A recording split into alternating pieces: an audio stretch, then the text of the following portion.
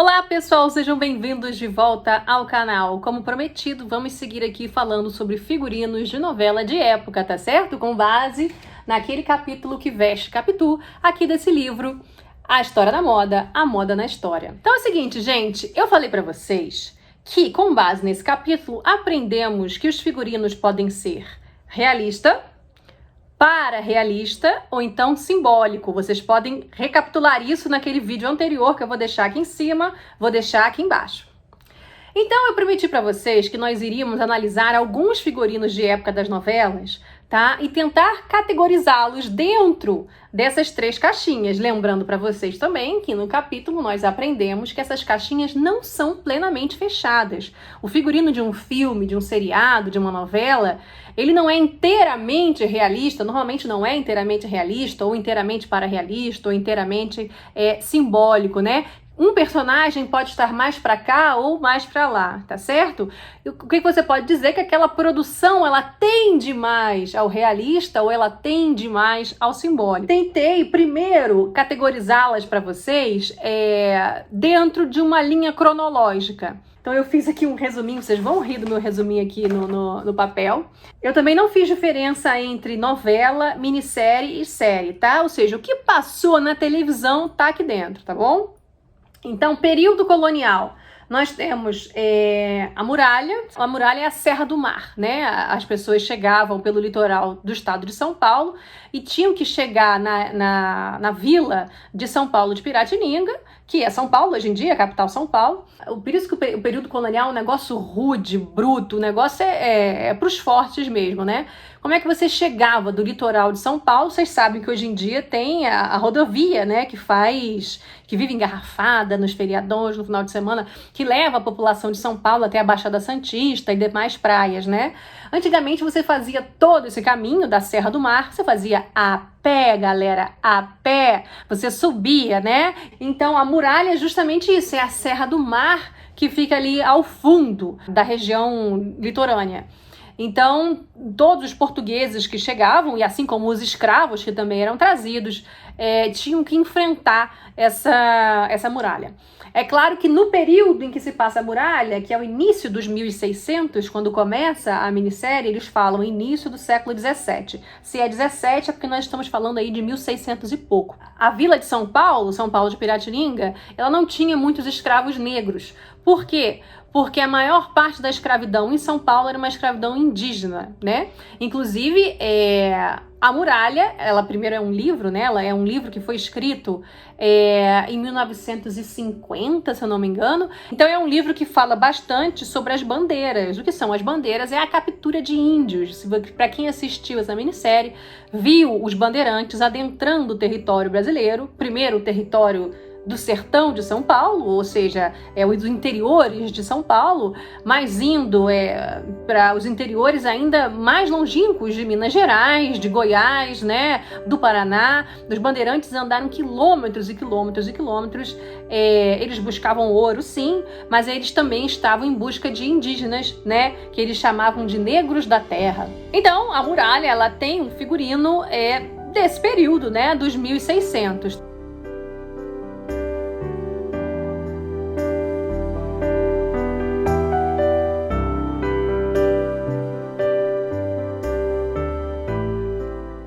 Novela do período colonial se chama A Padroeira. A Padroeira, ela se passa em 1712, ou seja, no século XVIII. Ela está 100 anos à frente da muralha. E o que é a história da Padroeira? A Padroeira, gente, vocês sabem, Nossa Senhora Aparecida. Hoje em dia existe uma cidade chamada Aparecida, onde está a Basílica de Aparecida.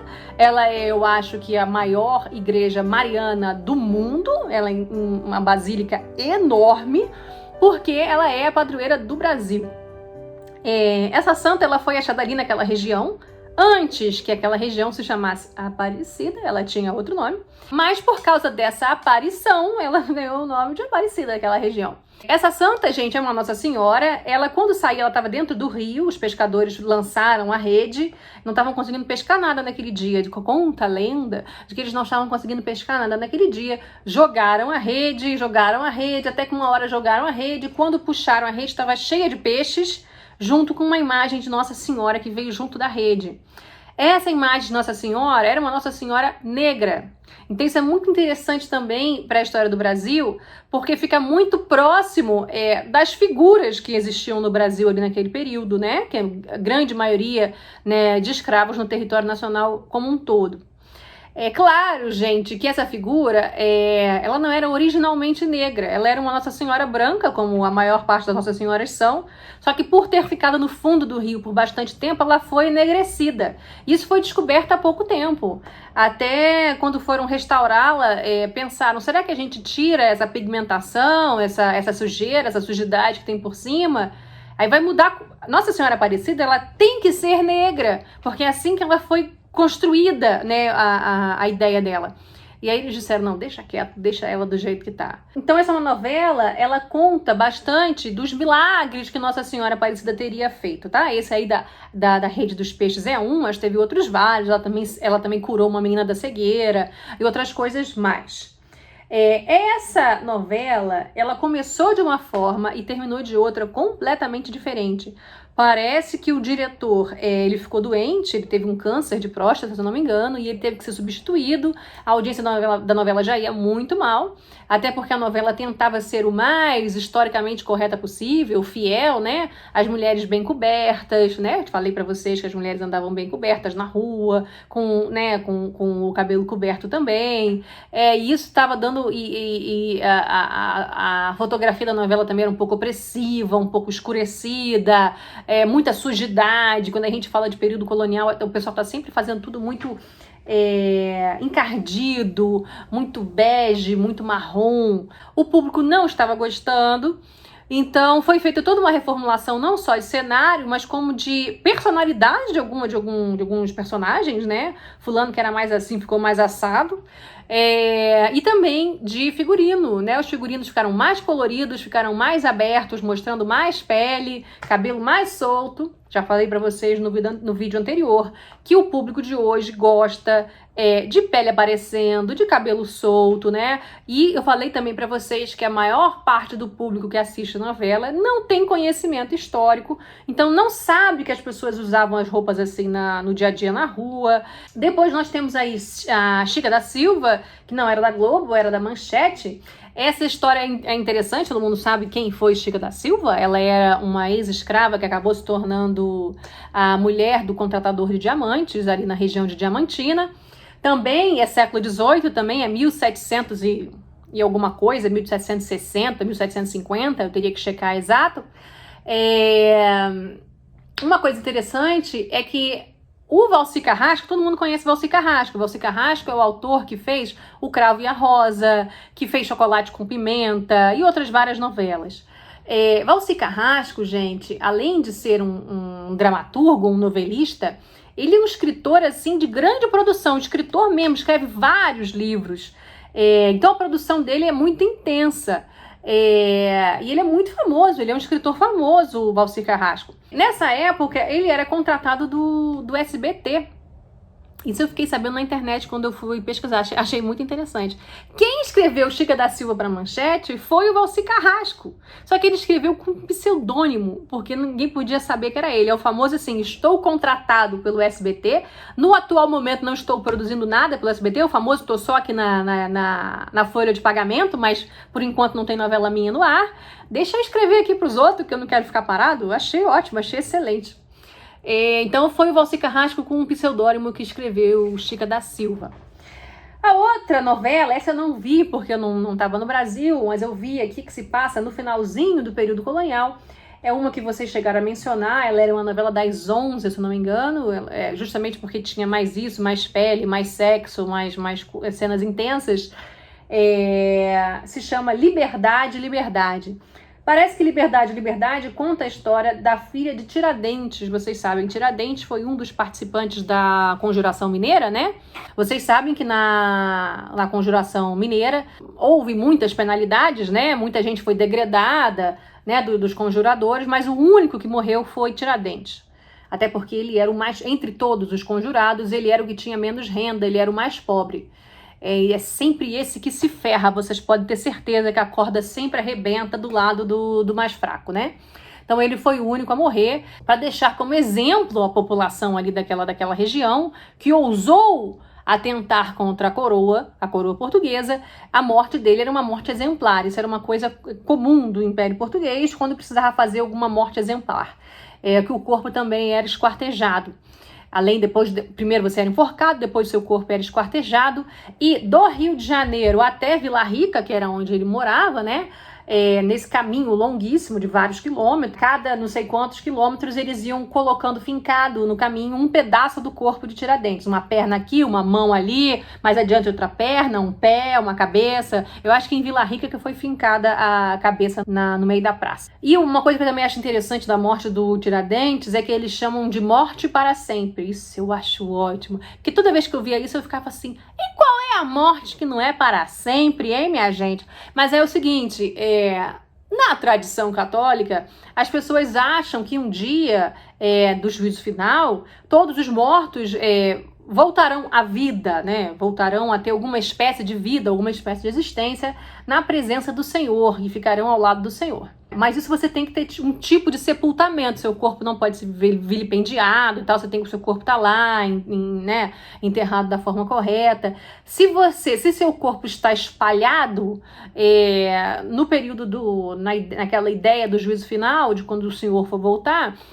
a sua morte é para sempre. Então, os católicos, sobretudo nesse período, né, gente, eles morriam um pouco mais calmos e acalentados de que estariam na presença do Senhor no dia do juízo final. Tipo, não tô morrendo, é só um interregno aqui, é só um por enquanto. Eu já volto, porque eu sou muito religioso, respeito tudo e tal. Um dia voltarei e estarei na presença do Senhor. O Tiradentes não, ele morreu na certeza, que foi avisado a ele, de que o corpo dele seria esquartejado e tal, de que a morte dele era para sempre. Essa liberdade, parece que toda essa questão de cenografia e de fotografia foi um trabalho de pesquisa muito grande, porque realmente ficou um trabalho visualmente muito interessante. É claro que, eu digo para vocês, é um visual colonial muito encardido, muito sujo. Isso procede? É claro que procede. Mas a gente não pode deixar de esquecer que havia, sim, cores no período colonial. Vocês, para quem segue aí o meu projeto Traz Brasílios, o projeto que a gente tem com a Tupá, com a Pauline, com a Juliana, com todo mundo mais, o projeto Traz Brasílios traz algumas figuras que foram pintadas pelo Carlos Julião, que é um aquarelista, né? Ele era do exército português e era também um aquarelista, e ele pinta diversos tipos físicos que ele viu no Brasil, do Rio de Janeiro até a região de Cerro Frio, que fica ali bem perto de Diamantina, no século XVIII, no final do século XVIII. E ele pinta índios, ele pinta negros escravizados e negros livres também, ele pinta pessoas brancas mais pobres e de mais renda.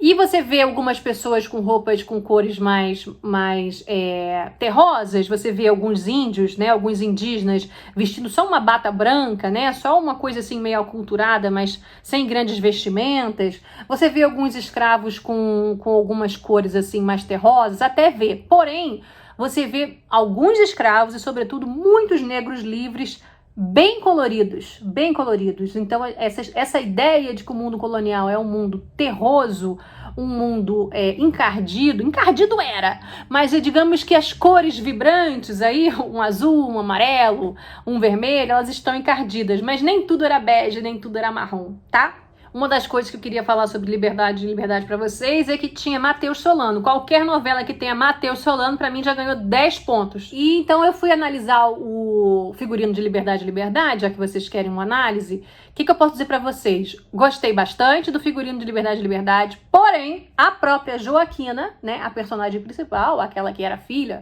do Tiradentes, o que ela veste não tem... Esquece. Tá? Não tem nada de histórico ali, nada. Mas é isso que eu falei pra vocês.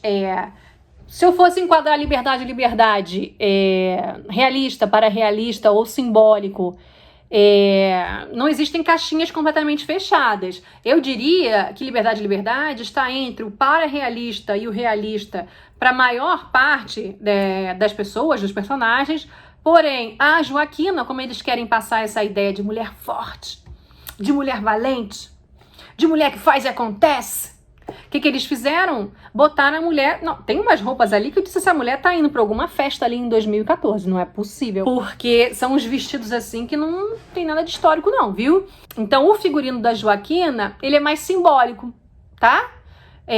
O figurino mais simbólico, eu falei pra vocês que ele não está preocupado com a acuracidade histórica. Então eu vou dizer pra vocês, ai, a Globo errou. A Globo fez um negócio que não tem nada de acuracidade histórica. Foi a opção da Globo isso, minha gente. Tá entendendo? Porque os outros personagens, eles seguem. Então como é que eles iam errar justo na personagem principal? Eles não estão errando. Isso foi uma opção consciente de fazer um figurino mais simbólico para ela, que representasse outras coisas. É por isso que quando vocês olham a novela, pelo amor de Deus, não fica pensando, o mundo era assim. Não, o mundo não era assim, minha gente. Isso é uma interpretação de hoje sobre o passado. Novela, gente, é uma obra de entretenimento, tá? Se vocês quiserem saber mais sobre a história, procurem livros de historiadores, ou então canais de historiadores, né? Vocês têm o Paulo Resutti aí, para que tem o canal dele, vocês podem ver, vocês têm o meu canal aqui também, vocês têm o canal da Pauline, tá certo? Novela é entretenimento. Já falamos aí de monte, e estamos ainda aí, acabamos agora o período colonial, hein? Meu Deus, temos que chegar aí até o século XX.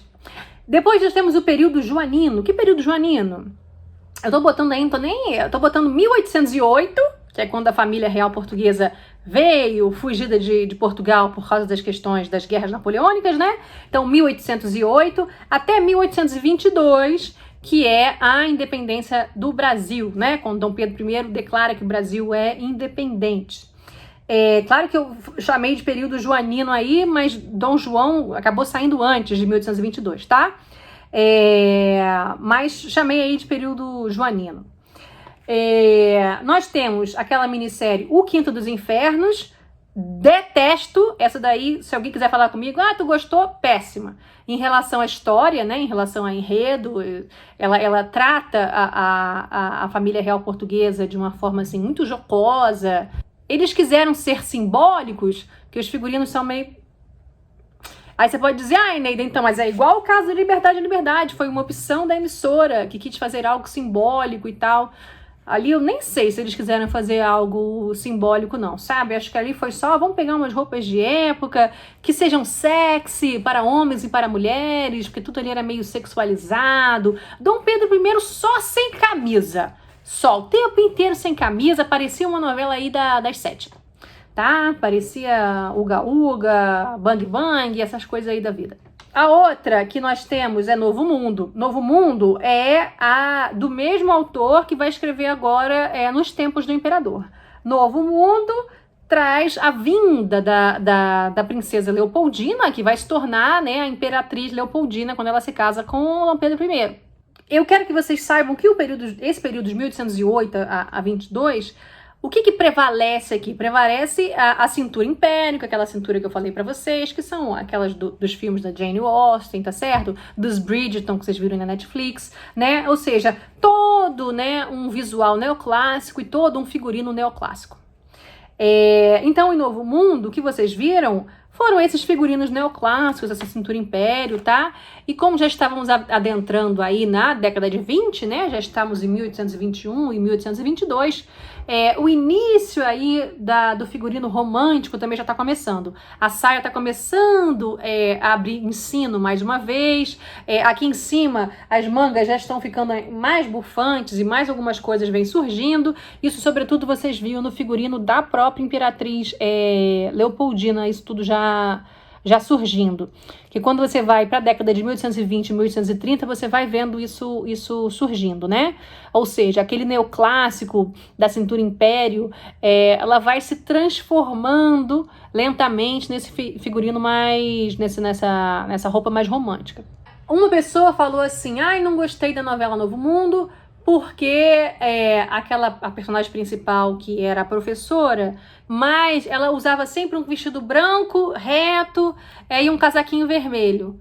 Aí eu falei, gente, mas isso aí tá certo, não tem problema não. Ela usava um vestido branco com a cintura império, e vocês viram que inúmeros vestidos nesse período neoclássico aí, do início do século XIX, eles eram de tecidos claros, de cores claras, muitos eram brancos. Falei para vocês que remetia às estátuas greco-romanas, né? Tá certinho. E esse bolerinho vermelho que ela tá usando, também se usava muito esse casaquinho, tá? Tá certinho. O que vocês podem reclamar, vocês têm toda a razão, é do cabelo sempre solto. O cabelo dela estava solto a novela toda. Por quê? Por quê? Porque o público gosta disso, tá? Se ela tivesse de cabelo preso, como era para ser, o mais historicamente correto possível, o público não assistia. Novela é um produto de entretenimento de uma empresa que quer fazer dinheiro. Ela vai fazer um negócio para ninguém ver? Não vai. E como eu falei para vocês, o público não conhece, nada disso que eu estou falando com vocês, o grande público não conhece. Se ela estivesse de uma determinada forma, era bem capaz do público nem assistir. Não vejo tanto problema como vocês estão vendo, não, tá? A única coisa que eu reclamaria mais um pouquinho, mas também entendo o que eles estavam querendo fazer, é na amante do Dom Pedro I, né, a Marquesa de Santos, que tem alguns momentos em que ela usa um decote exatamente igual ao que eu estou usando aqui. Exatamente igual, né? Lá embaixo aqui assim. Por quê? Para fazer um contraponto à esposa, a Imperatriz Leopoldina. Né? Por que eu falei que isso acontece? Isso acontece para que o público, aquele que passou 3 dias sem ver novela, liga a televisão, quem é quem mesmo? Ele sabe na hora quem é Leopoldina e sabe na hora quem é a Marquesa de Santos, inclusive por causa do figurino, porque o figurino ajuda a contar a história. Está historicamente correto? Por acaso a Marquesa de Santos se vestia assim? É claro que não. Inclusive tem um livro do Paulo Rezzutti sobre a Marquesa de Santos, aconselho que vocês comprem, aconselho que vocês leiam os livros que o Paulo Rezzutti escreve, tá certo? Isso daí, gente, é só uma forma, eu diria, pueril, eu diria assim, preguiçosa de fazer a diferenciação entre personagens. Olha, gente, é para o grande público, a emissora não pode negar isso. Então a emissora não, quando ela pensa numa amante, numa pessoa que está querendo roubar o marido da outra, e todo o figurino dela é pensado dessa forma, tá? Mas não é o mais historicamente correto possível isso não. Mas eu entendo as razões e estou explicando para vocês as razões, quero que vocês entendam também. Agora nós temos a primeira metade do século XIX, tá? Nós temos o primeiro reinado, que é o primeiro reinado de Dom Pedro I, ou seja, de 1822 a 1831, e nós temos o período da regência, né? Quando Dom Pedro I ele tem que voltar a Portugal. A única que eu achei foi a minissérie A Casa das Sete Mulheres, que fala inclusive sobre aquela revolução, a Revolução Farroupilha,